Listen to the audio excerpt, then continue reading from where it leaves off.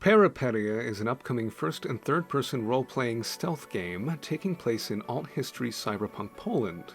Inspired by immersive sims from Iron Storm and Looking Glass Studios, Peripeteia expands on the formula with new ideas and an original setting. Hello everybody, it's Way! And today we're looking at Peripeteia from 9th Exodus. Or 90s graphics, I'm not sure what they'd prefer to be called. I actually have an interesting story about how I came to know about the game. I was at a birthday party, and I struck up a conversation with who I now know as Salted, the composer of the music of Peripeteia. And Salted told me all about his dark past, his music career, and, well, the game. And after watching the trailer, I had to play the demo.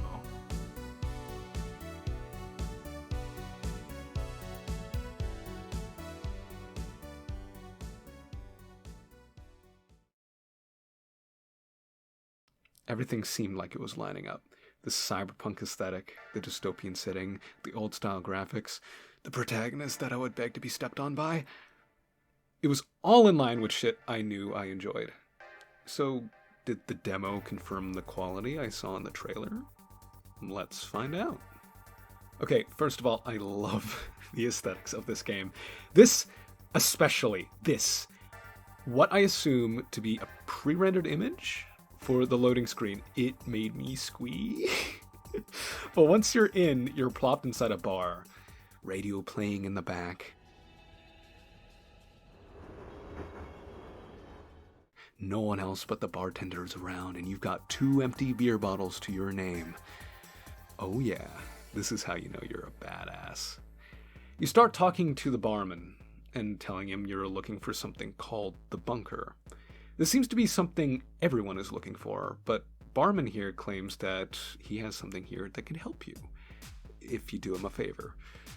He tells you to get a keycard from some group that's based in a building with a bunch of scaffolding, and we can use whatever means we want. One thing that does stand out a bit is that your PDA thingamajig doesn't really use its screen real estate very well. Like, only half of it is used. Anyway, he gives you general directions, a pistol, and a box of bullets to start you off. If you've ever played Escape from Tarkov or Stalker, you'll be right at home with this inventory system. You have your gun, magazine, and bullets. You have to manually place the bullets into your magazine. I really enjoy this type of mechanic since it sort of forces you to plan ahead. Anyway, you take your equipment and step outside.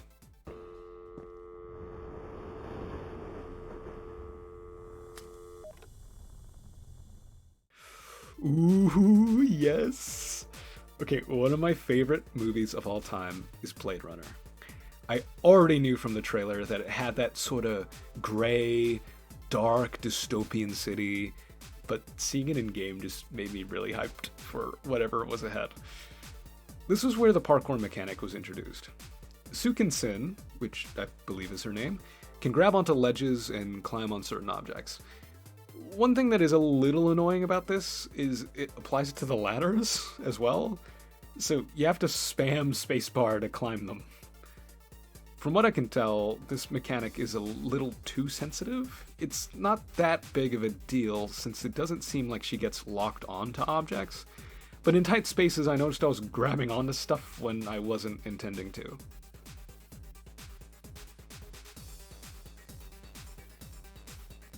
And the game does have a stealth mechanic. If you've ever played any of the original Thief games, you're gonna know exactly how this works. Though it's a little weird in some places, like right next to this garage, this neon sign will completely light me up next to it, but as soon as I take a little bit of a step away, I'm fully hidden again. Anyway, after wandering around the rooftops for a bit, I met this homeless guy. And in exchange for food, he would give me information. I never returned to the homeless man. Yet somehow later in the game, it registered that I gave him food when I never did. Anyway, you end up dropping down a maintenance shaft and finding this weird blocked off area. I peeked around and saw a guard. I got scared, so I ran.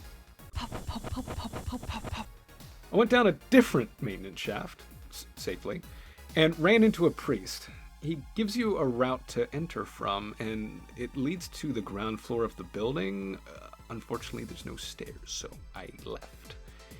One thing I must say that I really enjoyed was the lack of a minimap.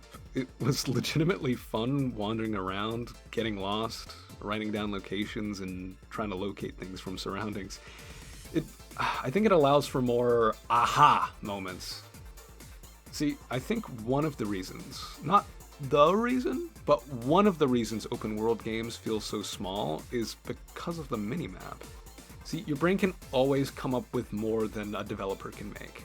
So not having a constant map to tell you what's around the corner, I think that it makes the game feel pretty big, despite this first level actually being relatively small. That and this world is interesting to walk around in. The dystopian, dirty apartments, the foreboding train tracks, the neon signs.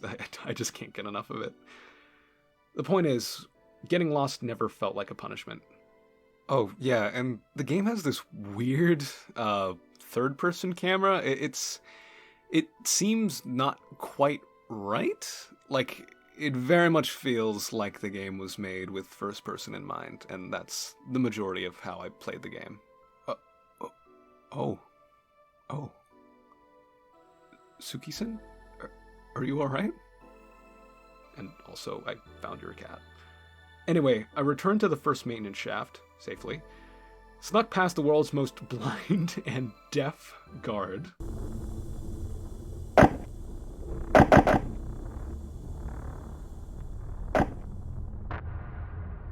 stole his guns, and killed both him and his guardie.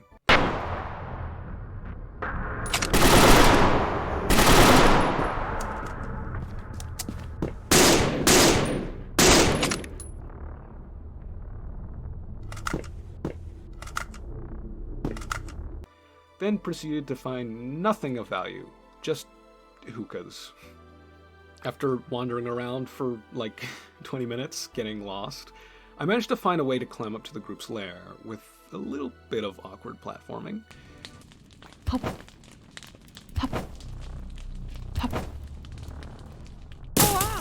I expected them to shoot me on sight, but instead they were weirdly willing to trade, and quite trusting too.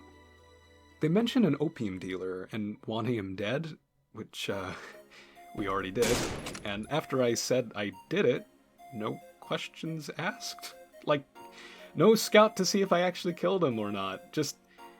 They just kind of trusted my word and let me take the key. Oh, this is a good time to mention the hacking minigame. Have you ever wanted to feel like a elite hacker? Well, now you can type away and feel like you're hacking into the mainframe. Hell yeah! But jokes aside, it is a satisfying minigame. The color of the keys on screen show how close you are to hitting the correct key. It's almost like playing a fast-paced, reversed Minesweeper. Though it's a little odd that they said I could take the key card and then still made me have to brute force attack their safe to get it. But anyway, you bring it back to the barman. He tells an awful joke. Like a certain someone I know. He tells you should make friends with the various groups trying to find the bunker. Then you get on a train, then you leave. You get this cool little results screen, similar to Doom and shooters of the 90s. However, this one counts by the seconds. It doesn't let you skip it either. I'll let you experience it for yourself.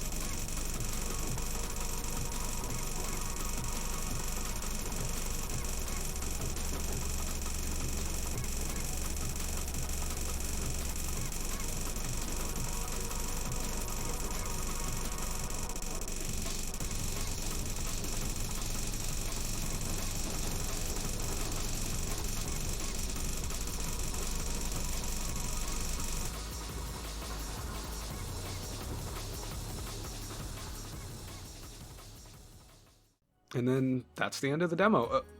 Oh? Oh? Oh, there's more. Okay, let me just say this. This is an impressive demo so far. Even just the first mission is more than what I'd expect from a demo. And I'm pretty sure I only did the first mission in like one of many ways. Like, I did a favor for them when I'm pretty sure you can like trade with them, you can fight them. So there's that as well. But there's still more after this. The game's website will be linked in the description if you ever want to play it yourself. I haven't gotten to playing the second level yet, so the rest of the demo will have to wait for a part 2.